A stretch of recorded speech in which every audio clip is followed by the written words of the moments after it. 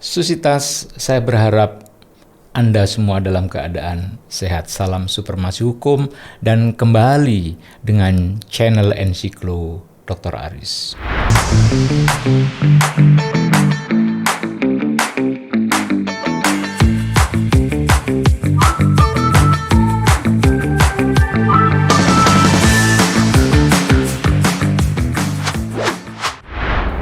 Jonkers, saya ingat itu, di dalam bukunya yang berjudul Het Nederlands in deze strafstelsel, dengan percaya diri di dalam kalimat pertamanya menarasikan bahwa orang Belanda jika harus menapak ke tanah jajahan, melintasi lautan dan samudra, membawa hukumnya sendiri yang berlaku bagi dirinya.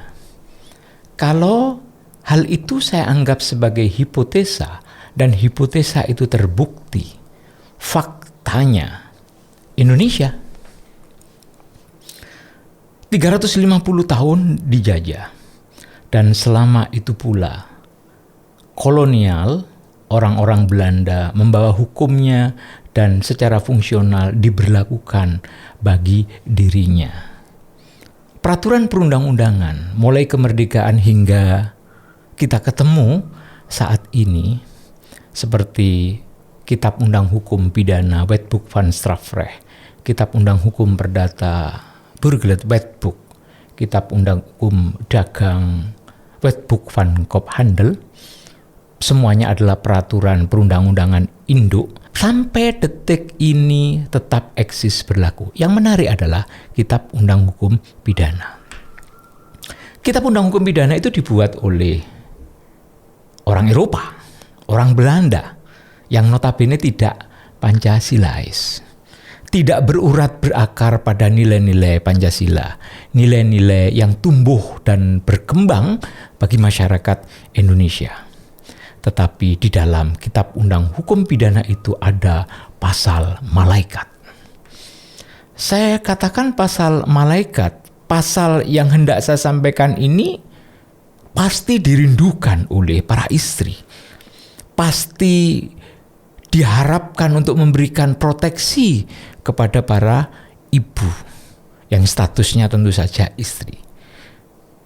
Pasal malaikat itu adalah pasal 279.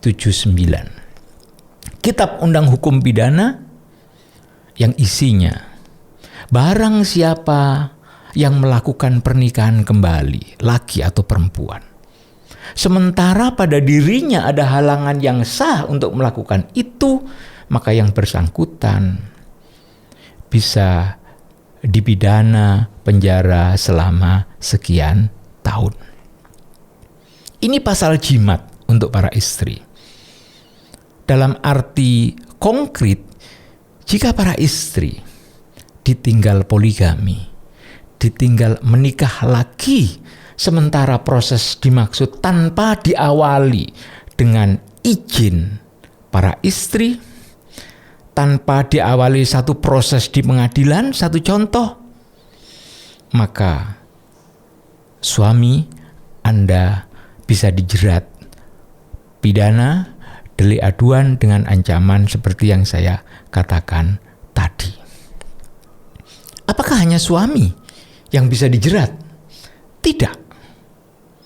Penghulu liar pun yang menikahkan bisa juga dijerat pidana dengan asumsi bahwa penghulu liar dimaksud mengetahui status pernikahan atas orang yang dinikahkan. Mungkin para istri, suami, atau siapapun memiliki pengalaman akan hal itu dan mengkonfirmasi kepada saya bahwa putusan pengadilan tidak sebagaimana yang diceritakan di dalam channel Dr. Aris ini. Ingat dan patut dicatat bahwa sistem peradilan di Indonesia tidak menganut sistem jurisprudensi. Artinya, hakim memiliki otoritas penuh menggunakan penafsiran atas hal dimaksud, apakah dengan narasi tafsir tunggal ataukah menafsirkan berdasarkan konteks kasus yang tengah diperiksa.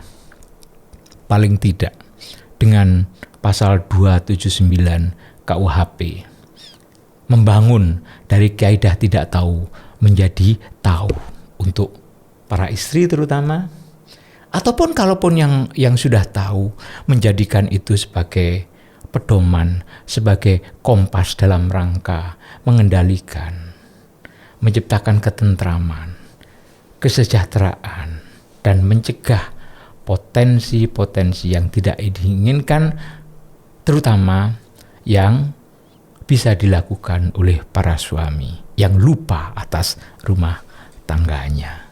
Semoga bermanfaat. Terima kasih Susitas. Sebelum saya akhiri, ada pasal malaikat dalam KUHP, tapi juga ada pasal iblis.